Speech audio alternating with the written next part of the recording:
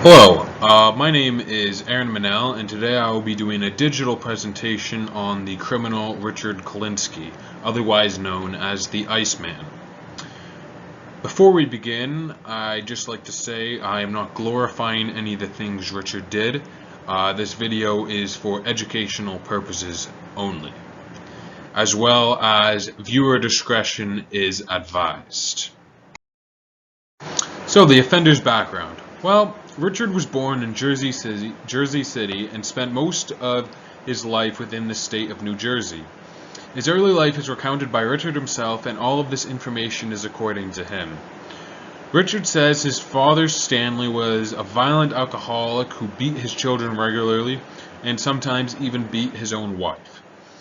Stanley abandoned the family while Richard was still a child, but would return periodically, usually drunk, and his returns were often followed by more beatings for Richard. Anna, his mother, reportedly was often abusive as well. She would beat Richard with broom handles and other household objects. He recalled an incident during his preteen years when his mother attempted to kill his father, Stanley, with a kitchen knife. Anna was a zealous Catholic who believed that stern discipline should be accompanied by strict religious upbringing. Richard, therefore, was raised in a Roman Catholic church and served as an altar boy. Richard later rejected his religion and regarded his mother as a cancer who destroyed everything she touched.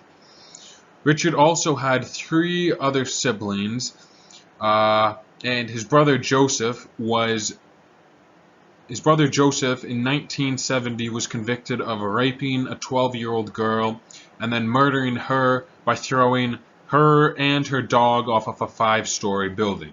Later in life, Richard ended up getting married twice and had 5 children in total. His kids all knew their dad as a loving father who sometimes had a violent temper, but otherwise a good dad. According to his family, they were unaware of his criminal activities.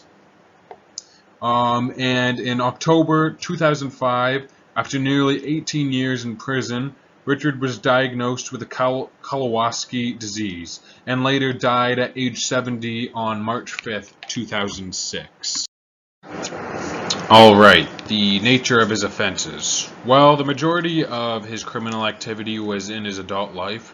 Richard started his criminal career in the 1950s working as an enforcer for various mafia families in New York and New Jersey. He was known for his willingness to do whatever it takes to get the job done, and his reputation as a ruthless killer soon spread throughout the criminal underworld. Over the years, Richard became involved in a wide range of criminal activities, including extortion, arms dealing, and contract killing. He was a master of disguises and used various aliases to avoid detection by the law enforcement. He was also known for his ability to kill in a variety of ways, including using cyanide, firearms, and even his bare hands. Therefore, I do not think he had a strict modus operandi, as he killed in many different ways. He was given the name the Iceman after he had froze one of his victims in order to try to trick the police on the actual death day of the victim.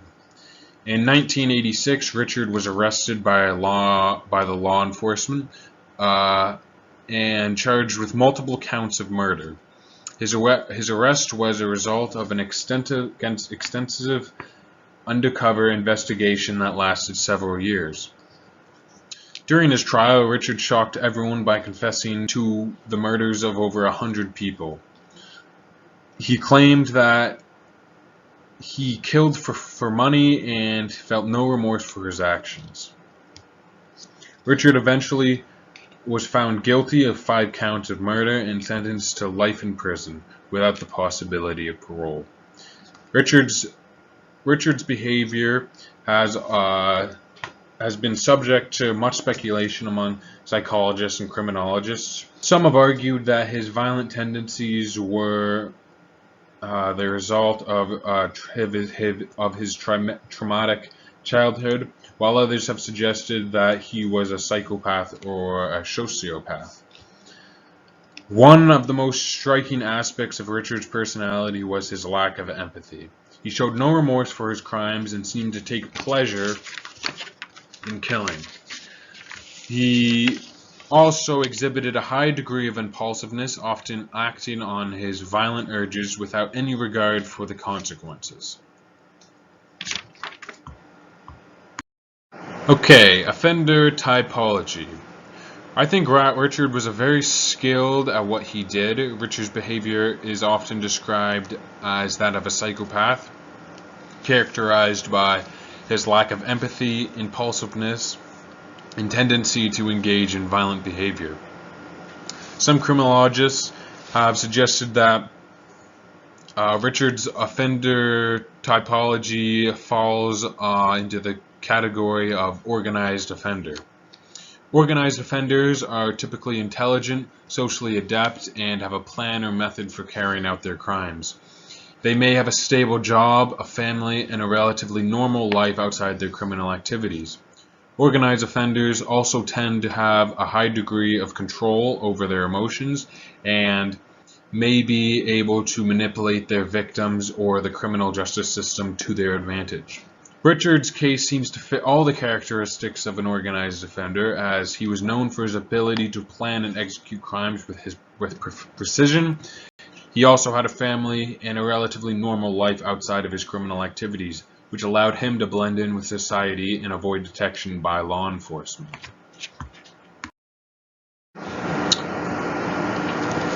Alright, so what are some risk factors that may have contributed to Richard doing all the horrible things he did?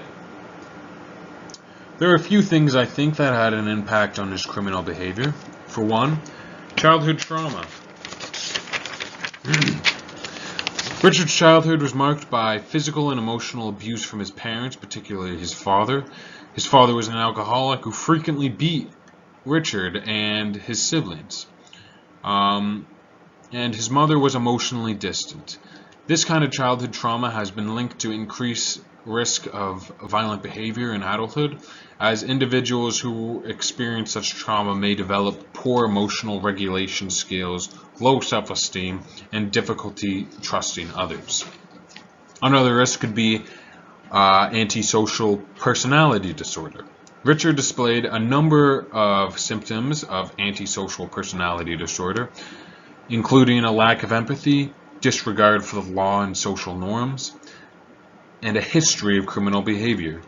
Individuals with antisocial personality disorder may engage in criminal behavior as a means of achieving their goals and may lack the ability to feel guilt or remorse for their actions. This disorder is often associated with violent behavior.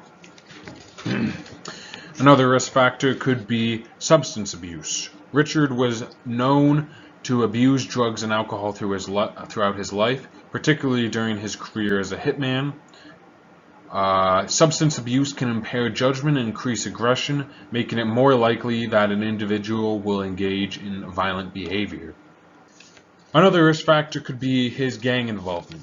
Richard was associated with various criminal organizations throughout his career, including the Gambino crime family. Involvement in gangs increased an individual's risk of engaging in violent behavior, as the group's norms and values may encourage it or even reward such behavior.